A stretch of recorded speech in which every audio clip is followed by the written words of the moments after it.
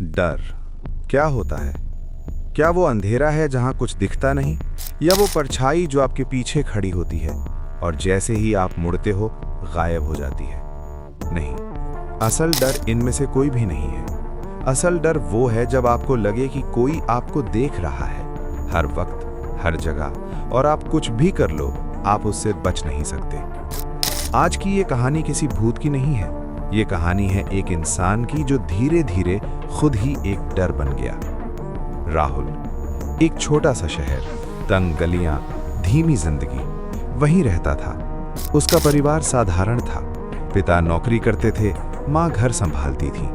सब कुछ सामान्य था, लेकिन राहुल सामान्य नहीं था। वो चुप रहता था, बहुत ज्यादा चुप। स्कूल में वो आखिरी बेंच पर बैठता था।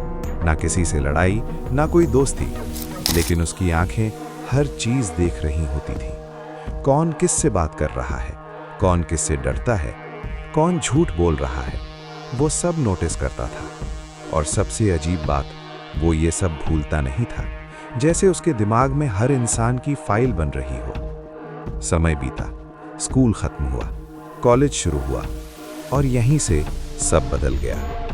अब राहुल के पास था एक फोन और इंटरनेट।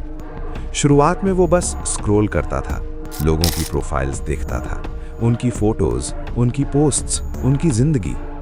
धीरे धीरे वो सिर्फ देख नहीं रहा था, वो एनालाइज कर रहा था।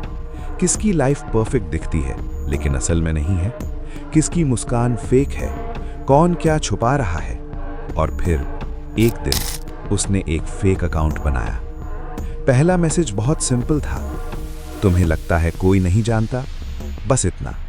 लेकिन सामने वाला डर गया, क्योंकि वो मैसेज उसकी सच्चाई के करीब था।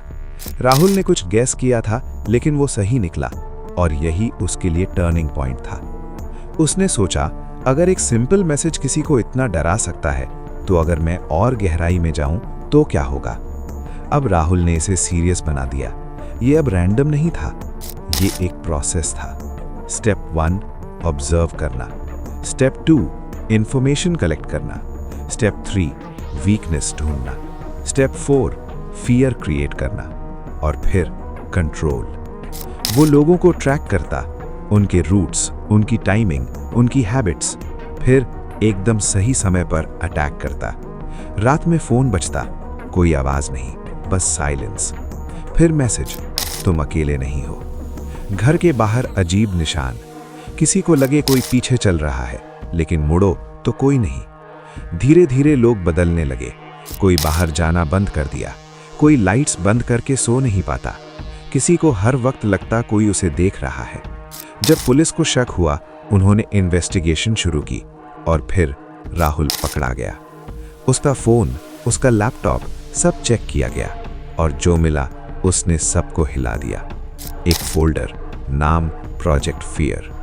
उसमें लोगों की फाइल्स थीं, details, habits, secrets, fear triggers, status, completed, next. ये कोई मजाक नहीं था, ये एक सिस्टम था। एक नाम बार बार सामने आया, ऑब्जर्वर O1। हर प्लान में, हर इंस्ट्रक्शन में, जैसे कोई राहुल को गाइड कर रहा हो, लेकिन वो कहीं नहीं मिला। कोई आइडेंटिटी नहीं, कोई ट्रेस नहीं। राहुल से पूछा गया, ऑब्जर्वर O1 कौन है? वो हंसा, धीरे से बोला, आप लोग समझ ही नहीं रहे। और फिर सच सामने आया। ऑब्जर्वर O1 राहुल ही था। उसने अपने अंदर 2 आइडेंटिटीज बना ली थी, एक जो नॉर्मल थी और एक जो कंट्रोल चाहती थी। शुरुआत में ये रोल प्ले था, लेकिन धीरे धीरे राहुल खुद ही बिलीव करने लगा कि ऑब्जर्वर असली है।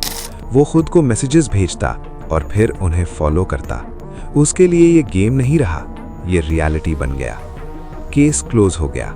रिपोर्ट में लिखा गया सिंगल पर्सन क्राइम। लेकिन एक आखिरी चीज मिली, if I get caught, continue. और कुछ महीनों बाद एक मैसेज आया किसी और शहर में, तुम्हें लगता है ये खत्म हो गया? तो सच क्या है? क्या सब राहुल था, या उसने एक ऐसा डर बना दिया जो अब खुद फैल रहा है? क्योंकि इंसान मर सकता है, लेकिन डर नहीं। और शायद इस वक्त कोई आपको देख रहा है। ऐसे ही वीडियो के लिए चैनल को सब्सक्राइब करें। धन्यवाद।